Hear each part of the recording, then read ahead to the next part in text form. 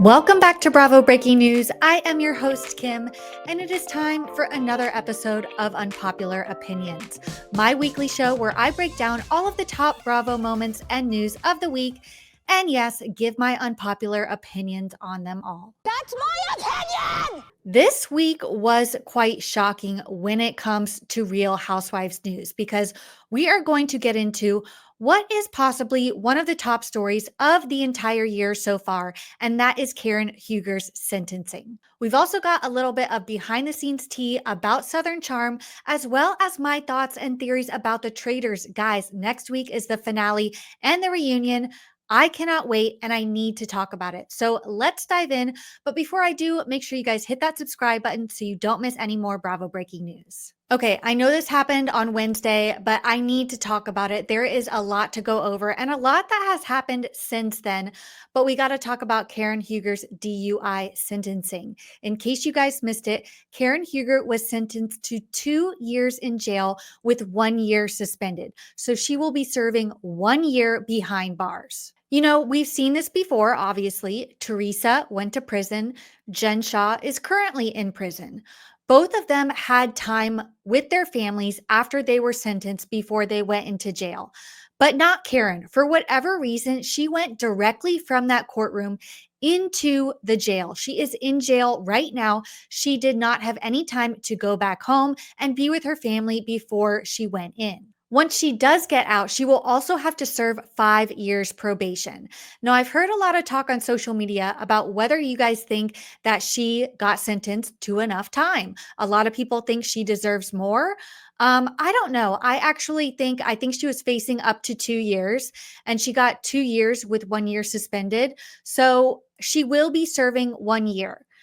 I think that that's fair, though I don't know. Let me know what you guys think. We know this is her 4th alcohol-related traffic incident. Let's not forget that. Karen Huger is no stranger to driving while under the influence, so she definitely needs to learn her lesson. I do think she deserves to go behind bars. I am glad that that was what the judge decided, but I really hope there's a lot of chatter that she could definitely get out early due to, good behavior. A lot of celebrities get special treatment, overcrowding, etc. There are a lot of reasons why Karen could get out early.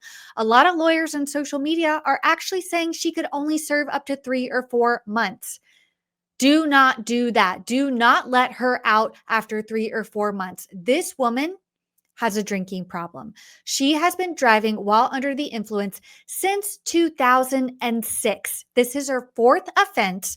She has never served jail time. She needs to learn her lesson. So while I think a lot of people are calling for her to get a longer sentence, I think that she just needs to serve this sentence in full. She needs to serve the full year in jail. Now, the question on everybody's lips after she was sentenced and went directly to jail: will Real Housewives of Potomac continue filming without her? Now, of course, we know that Jersey did pause while Teresa was in jail. And I think that that's fair because whether you like her or not, Teresa is synonymous with the Real Housewives of New Jersey. I kind of truly believe, and we'll see where the reboot takes us, Teresa is Jersey, and there is no Real Housewives of New Jersey without her, which is why they paused the show while she went away. Do I think they need to do that for Karen? No. I think that this reunion, if you guys have been watching it, is very clear that the show could go on without her, and Bravo agreed because they did issue a statement to People. It says a source tells People that production on the Bravo reality show will proceed with its upcoming 10th season as Huger is behind bars. Cameras are expected to pick up officially at the end of March, the insider says. Now, keyword officially. I do think that they had cameras ready to go filming these women when the sentencing came out. I think they're going to do a montage. They're going to be on FaceTime. We know how they do that. We need this caught on camera the day of. I need their reactions. Speaking of reactions, we did get a few of the cast members talking about how they felt after the sentencing. The first being Giselle. She said, "I am shook. I do not have her wigs. I am concerned. In all seriousness, I am concerned for her safety. Karen ain't cut out for jail." Honestly, I have to agree. Karen does not seem like she would do well in jail. What's going to happen to the wigs? What is she going to do in there, guys? It is going to be tough on her for sure. But then again, she put herself in this position. Ashley also responded to the sentencing on the Tamron Hall show. She said, I really do encourage everyone to keep Karen in your prayers. I really care about her. And I learned this on the train coming here today, and I cried like a baby. I did. Wendy also chimed in and said, my jaw dropped. I couldn't believe it. At the end of the day, we may have our differences, but I always wish her well. And I'm just keeping her in my prayers 100%. Now, this actually surprised me coming from Wendy. We know that Karen kind of shaded her at the reunion, didn't thank her for her support. And I'm not sure Wendy really owed Karen anything. Honestly, if the roles were reversed, I think Karen would be throwing nothing but shade. But Wendy is definitely taking the higher road, being supportive of Karen, being very, very kind, and wishing her well. Now, while Karen is in jail right now, guys, she still has 30 days to appeal the court's decision and 90 days to ask the judge to reconsider his order. Karen, I urge you not to do this. Please don't do this. I mean, I think if I heard correctly, before this whole trial even went on, guys, I think that she was originally sentenced to 60 days in jail. Don't quote me. I think it was something like that. Only 2 months in jail, but she chose to take this to trial. She chose to have a jury trial. She chose for those videos to come out, and she chose to do all of this. And at the end of the day, it totally bit her in the ass. That was not a smart move on Karen's part. I don't know why she acted so innocent and took this to trial when it was very, very clear that she was guilty, and she ended up getting a longer sentence in the end. So, Karen, just take it. You got to take accountability for once in your life and go behind bars and serve your punishment. It's certainly been a tough week for Karen. And Ray, I wish him all the best during this time. Now, okay, so we know that Potomac is going to continue filming without Karen. Will Karen return to Potomac after she gets out? My opinion, I think yes. I think we're going to see Karen back. I think that it's going to be kind of a Luann situation. I think she's going to come back. I think Giselle is going to probably pick her up or be the first one to meet up with her after she gets out. And I think we are going to have a whole season, kind of a redemption arc, basically, for Karen to explain what went on and how she is trying to rehabilitate herself. I really, really hope that Karen learns her lessons, and I really, really hope that this humbles her. And I do think we will see her again on reality TV. So I think we will be able to witness whether that really happens. Okay, yes, this is extremely serious and very dark, but of course, the internet is going to find some comedic relief in it. And Gary Janetti, I just have to share this, posted the funniest thing. He said, can't they put all the housewives serving time in the same prison and just do a show from there? Even Andy chimed in and said, too soon, Gary. Honestly, that's not a bad idea. I cannot believe, honestly, how many of the housewives have actually gone to jail. I mean, we have everybody's mugshots. We got the classic mugshot mug up here. Shout out to Lisa. But actually serving time in prison, I mean, 3 housewives. We've had 3 housewives serving time in prison. There's got to be something there, like an ultimate girls trip, like prison edition. I don't know. After they get out, like, I don't know. I know it's a very, very dark story and kind of not something to joke about, but it seems to be a pattern. It seems to be a trend with these women. They seem to get themselves in trouble. And yeah, I don't know. I honestly wouldn't hate seeing, Karen behind bars. Let's get the cameras in there somehow. Maybe have Giselle go visit her in prison. Like that, we've never seen before. So I don't know how they're going to handle it on this next season. If maybe there's going to be a phone call from Karen or something like that. But I am interested to see how it all plays out. Okay, let's move on to some Southern Charm news because let's be real, that show has been delivering this season. I mean, the whole Sienna and Shep thing, we have discussed it before. There was more ghosting this last episode. I don't feel bad for Shep, even though he seems very, very upset about it. But there is some new details coming out about production allegedly faking the storyline between Vanita and JT. So we know there's kind of been this weird storyline with Vanita and JT where she has feelings for him. He's her best friend. I don't really know why. He gives me the ick, but Vanita, you do you, girl. I don't know. She definitely seems to be into him. They have a few kind of intimate scenes together. We saw her invite him over for dinner and bake him a branzino, make him dinner. That is when he supposedly shares that he actually has a girlfriend, but he also has feelings for Vanita. Cut to the trip to the Bahamas, and we see her go to his hotel room that night. Well, that's not really how things played out because if we're watching it as viewers, we think that Vanita knows JT has a girlfriend and is still choosing to pursue him. Well, she's calling production out for faking it. She posted to Instagram stories, "Let me make something very clear. That dinner JT and I, after I made a branzino, was after the Bahamas. Y'all as an audience saw it before.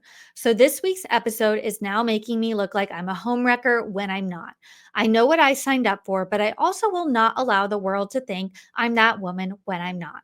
Make sure you add this screenshot to all of the Reddit threads." Bravo. How could you do this to Vanita? Like, why would they do this? Reorder the scenes that they filmed to make it look like she is, like she's saying, a homewrecker. If I were her, I would be pissed too, and I would definitely want to clear the air. Now, this makes me think two things. Number one, to be honest, they didn't have much to work with on this season of Southern Charm. And I gotta say, although I still love the show, this definitely hasn't been one of their best seasons. I feel like we are grasping at straws a little bit. Really focusing on JT. Like JT has become, yes, he's kind of the villain of the show, but he is kind of like the central storyline with all of the Craig things, saying that he called Patricia the F word, saying that he had an affair with Madison, all of this stuff. Whether Craig's lying or not, I'm not sure I want to get into because I do love Craig. But it's kind of weird that they are focusing on him so much. So the fact that they actually had to make up this storyline and reorder the clips, I don't know. It doesn't sit well with me and kind of also makes me wonder how many other times they have done this. I mean, I know, yes, it's reality TV, but not all of it is real. A lot of it is produced and put on for the cameras. But I'd like to think that the way we perceive things and watch things on the show are actually how they went down. But this definitely makes it seem like it is not that at all. Production is choosing when to show things, in what order, and how the storyline plays out, which could be different from how it went on in real life. Honestly, I feel bad for Vanita. I don't know why she chose to go after JT in the first place, but honestly, this isn't cool, Bravo. Don't paint her to be a homewrecker when she wasn't and was probably very respectful after JT actually told her he had a girlfriend. So I don't know. I think we have a few episodes left of Southern Charm. Then we'll get to the reunion, which JT actually shows up to after he allegedly quit the show just a few months back. I don't know what is going on, but I just have to say, I don't really think we need to see him again. I don't really think we need to see him in the future, whether Craig lied about him or not. I still don't really want him on my screen. Let me know if I'm alone in that, but I think it's time to bid farewell to JT and let's move on to some other storylines. Okay, well, you guys know that I am obsessed with Traitors. Like, obsessed. It is the best show on television right now. If you are not watching, you better watch. And I have a lot of thoughts about last week's cliffhanger. But before I get to that, I'm saving the best for last. I wanted to give you guys a positive update on Teddy's health scare. I've honestly been pretty worried about Teddy ever since she told us that she was diagnosed with multiple brain tumors and was going into emergency surgery. We didn't get a whole lot of updates since then until now, and it kind of seems like she's doing pretty well. She posted to Instagram saying, "I'm so grateful for the incredible surgeons, doctor, and nurses who made my surgery a success and my recovery process comfortable. In full transparency, more tumors were removed than expected, 4 in total. This fight is not over, but that round has been won. The laughter, support, and patience of my kids, my family, and my closest friends is one gift with which words cannot properly express my gratitude. As I move on to the next steps in my treatment, I just want to say thank you to everybody for the outpouring of love and prayers. I see them and they're definitely helping me stay strong." She posted a picture with her newly shaved head, and I gotta say, she can actually pull off a shaved head. Go Teddy. So I'm really, really glad to see her back on social media, looking good. She seems to be out and about. I've seen a couple photos and Instagram stories of her walking around and out with friends. So that really does make me happy to see that she is recovering and continuing to fight this.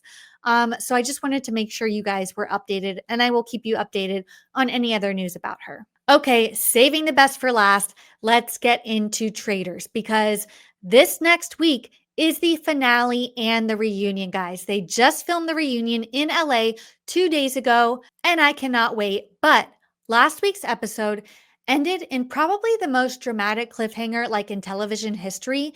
Like, I think the whole world is waiting to see who Brittany voted for at that round table.